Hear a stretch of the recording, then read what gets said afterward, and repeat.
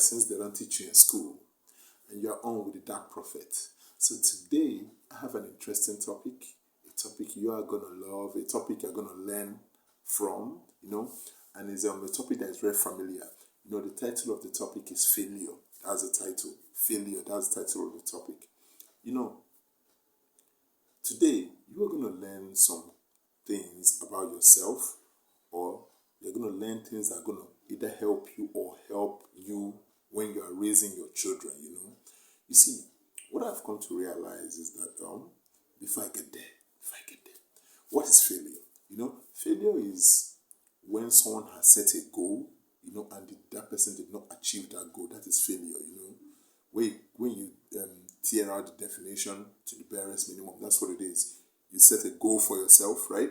But did not achieve it. So that's what failure is, right?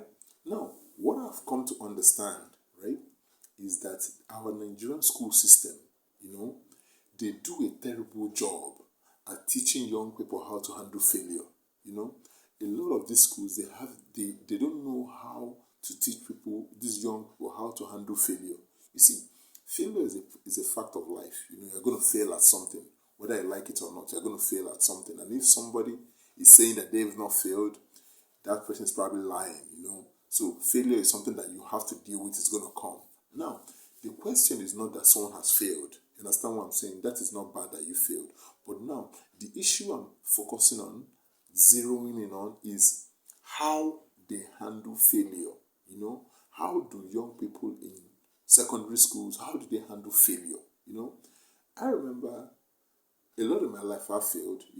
I failed GCSE, I failed some exams here and there, even failed abroad. But today, I'm a graduate, I have my degree in psychology, So, what I'm trying to say in all this is, one thing I remember clearly is when I failed in my secondary school, my JS and stuff like that, when I failed, the teachers always used to when they realize that you fail 2, 3, 4 courses, right? After a while, they start calling you oh, you are a lodo, you are a dunce, you are not smart, you are stupid, Because you have failed a couple of times, they start insulting you and start communicating to you that you are not smart enough, And then when you have people that succeed, maybe people that excel in class, over time they start looking at them, teachers start saying that, oh, this person is very intelligent. Why are you not intelligent like this person? And why are you not doing this like that person? The problem I have with their inability to handle failure is that single behavior that they exhibit, maybe calling someone a lodo, oh, you're not smart enough, I'm dummy, all this, that thing affects young children's self-esteem.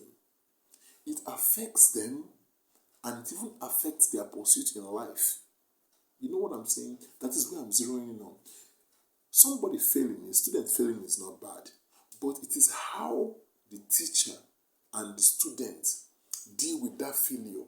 That is where the problem comes in. A situation whereby a student has failed or has failed some courses, and instead of the teacher finding out why did the student fail, is it that he did not understand the questions, or is it that maybe he did not study well, or is it that maybe some external thing that happened, that maybe there was problem at home, there was no light at home, that's why he didn't study. Instead of looking at that, sometimes they just pronounce it on the person that, oh, you are stupid, you are dumb, that's why you are failing. And sometimes they even be beating a child that failed. I don't get that. If you fail your exams, do you need to get beat in school that you failed? So why this thing is very important to me is failure is a fact of life, right? And if you look at our world today, based from my personal life, I have come to understand that failure and success, they go hand in hand. You cannot enjoy massive success without failure. Les Brown will tell you, you fail your way to success.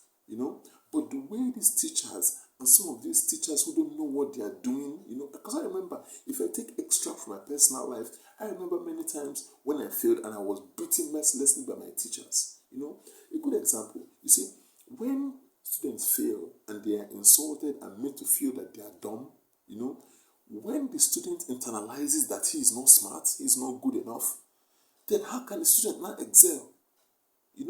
When you are saying you are stupid, you are a fool, you are not smart enough, and that student over time is hearing it, and what you have to understand is when the student keeps hearing that, after a while, the information goes into the subconscious, and then he accepts it that he's stupid. Then what happens to the child when he becomes an adult? You know, what will happen to the child when he becomes an adult is when the person knows that he's not smart enough, that person may drop out of school because he feels like, oh man, I'm not smart enough. After all, I failed. Why am I embarrassing my parents? I should go and learn trade. I'm not good enough. You understand what I'm saying? Sometimes those people spend their whole life avoiding failure. It's like when they've been told that they are stupid, they are dumb. You know what I'm saying? A lot of them don't aspire for the heights that they were meant to get to, because of this pronouncement that has been given.